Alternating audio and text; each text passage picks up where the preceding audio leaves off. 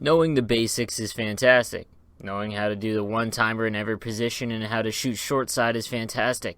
But it's time we look into the advanced offense and defensive things that you guys need to be doing to get a little bit better at Hutton versus. I'm No Sleeves 12.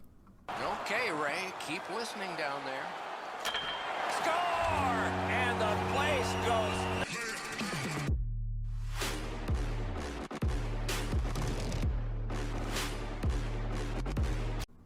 Alright, so let's start out with defense.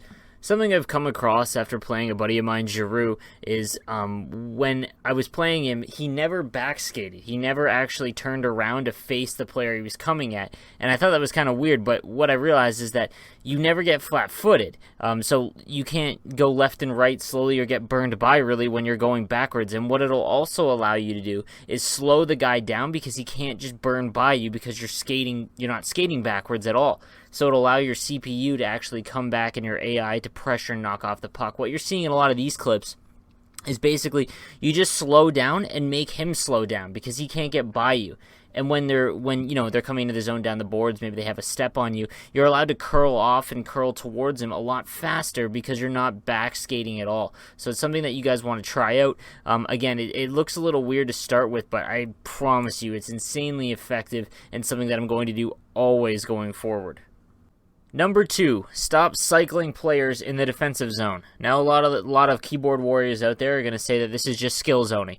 That's not what I'm advocating for. Skill zoning, if you don't know, is basically just taking your centerman, plopping him in the slot in front of your goalie, and letting your AI do all the work. If you want to do that, be my guest. The AI is extremely effective on defense, and it's very hard to beat. But what I'm advocating for is to stop cycling through players. If you want to play a defenseman, that's fine. Just stop switching off. What I mean by that is understand that every player in the defensive zone has a zone to be in. The bottom left, bottom right, top left, and slot.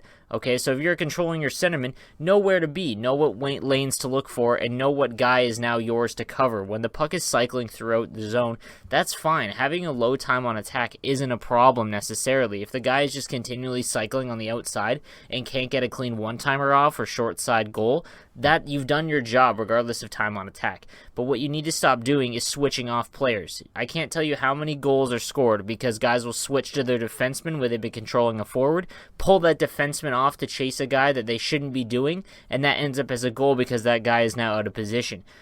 Use one player or two at most. If you're switching a ton, you need to actually learn how to play the zones. But you need to really watch the constant cycling of players for sure in the defensive zone. All right, next up is playing the pass. What you want to do 9 times out of 10 when you're playing someone in HUD or versus, they are always going to look for the easy tap-in one-timer. Basically, what you want to do is if it's a 2-on-1, stay in the middle of them until about just past the face-off dot or just before it. Right at the face-off dot is usually when you want to fade to the pass. Because what guys are going to do, they're waiting for you to make your move, but none of them are going to expect or really know what to do once you actually just go and take away the pass. Most of them are just going to try the pass anyways, and you have a guy there already, waiting. All right, now let's discuss offense. So something that you want to try if you're having a hard time beating someone on the rush is the half spin. Basically what you do is you hold down, you tap L2 or hold it slightly to turn your back to the guy. And if the guy doesn't really know how to handle it, what he's going to do is he's going to stop skating backwards for a half second. Once you see him either come forward at you or stop moving backwards as quick as he was, let go of L2 and you'll do a half spin. It's perfect way to get around guys that have no way to defend it. That being said, if you get crushed continually in the first little bit facing someone when trying this move, stop doing it because it is very easy to defend. All you have to do is basically get tapped and you'll fly into the 300 level. So this is something to do against, like I said, the more average players or someone that doesn't really know how to handle it. But it is definitely an easy way to get into the offensive zone and more than likely spring yourself on a breakaway. All right, number 2, know where to aim when you're using a one-timer. So a one-timer is pretty much the most effective way to score in NHL 18, but you need to know where to aim it. Basically, if you follow 2 simple principles. One, if you're passing between forwards or really in tight, close, like the pass isn't going very far, pretty much half the zone, If it's anything less than that, you want to aim short side. Short side is the side that you're closest to. So if you're going from left, if the pass is coming from left to right, you want to fire it top right, because the goalie doesn't have a long time to actually get over, so he's more likely to be a little bit more delayed. Now, if you're going from point to point and it's a little bit further than just a quarter of the zone, you want to aim the opposite side because the goalie is sliding the other way. This is going to help you score on the one-timer a little bit, especially from the point. If you aim short side on the point, there is a good chance that the goalie gets over there to save it. So aim opposite side on point shots or longer pass one-timers. Number 3.